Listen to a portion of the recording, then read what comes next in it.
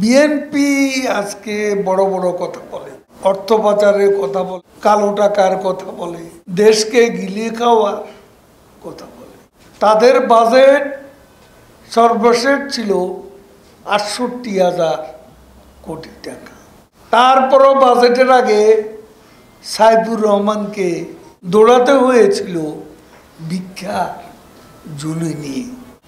আমাদের সময়ে ভিক্ষার ঝুলি নিয়ে বাজেট পূর্ববর্তী সময় আমাদের কোনো অর্থমন্ত্রী বিদেশে গিয়ে ভিক্ষা চায়। প্রশাসক হিসাবে ততটা দক্ষতার পরিচয় দিতে পারছে না আওয়ামী সরকার, যার কারণে ব্যাংক খাতে অনিয়ম, দুর্নীতি, লুটপাট, সরকার একদিকে বলছে ব্যয় সংকোচন, সাশ্রয়ী কথা, কিন্তু দিন দিন আমরা দেখছি ব্যয় সংকোচন তো দূরের কথা, আরো ব্যয় অপব্যয় অপচয় বাড়ছে। এ ব্যাপারে বাজেটে সুনির্দিষ্ট কোনো বক্তব্য বলা হয়নি, বরং দুর্নীতিবাজদেরকে 15% কর আদায় করে সাদা করার, কালো টাকা সাদা করার জন্য বলা হয়েছে। এতে আপনি মনে করেন কিনা যে দুর্নীতিবাজরা উৎসাহিত হবে? আপনার মন্তব্য। দেখুন, বিএনপি আজকে বড় বড় কথা বলে, অর্থ পাচারের কথা বলে, কালো টাকার কথা বলে, দেশকে গিলিয়ে খাওয়ার কথা বলে। এখন তাদের বাজেট সর্বশেষ ছিল ৬৮,০০০ কোটি টাকা। এই বাজেট তারা করতে পেরেছে। তারপরও বাজেটের আগে সাইফুর রহমানকে বিশ্বের অর্থনীতির বিভিন্ন ফোরামে, প্যারিসের কনসোর্টিয়াম বৈঠকে দৌড়াতে হয়েছিল ভিক্ষার ঝুলি নিয়ে। আমাদের সময়ে ভিক্ষার ঝুলি নিয়ে বাজেট পূর্ববর্তী সময় আমাদের কোনো অর্থমন্ত্রী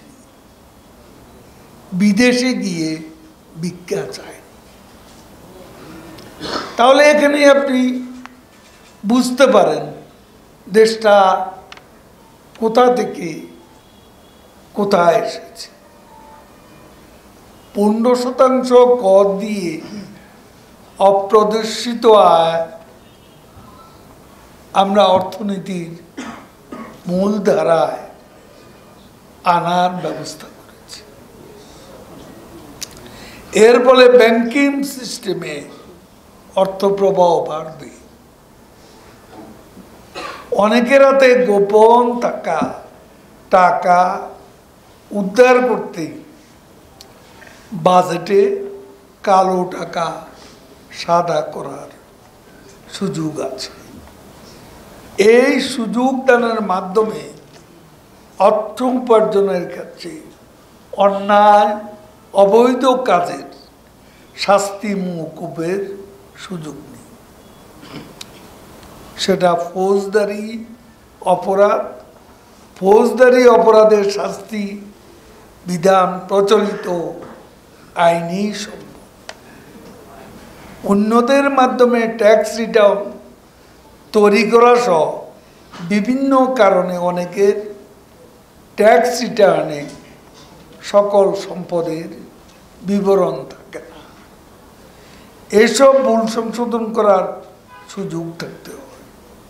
অপ্রদর্শিত অর্থ সম্পদ মূলধারা আসলে ভবিষ্যতে তার উপর আয় থেকে সরকার কর আদায় করে রাজস্ব আহরণ অধিক পরিমাণে বাড়াতে পারে।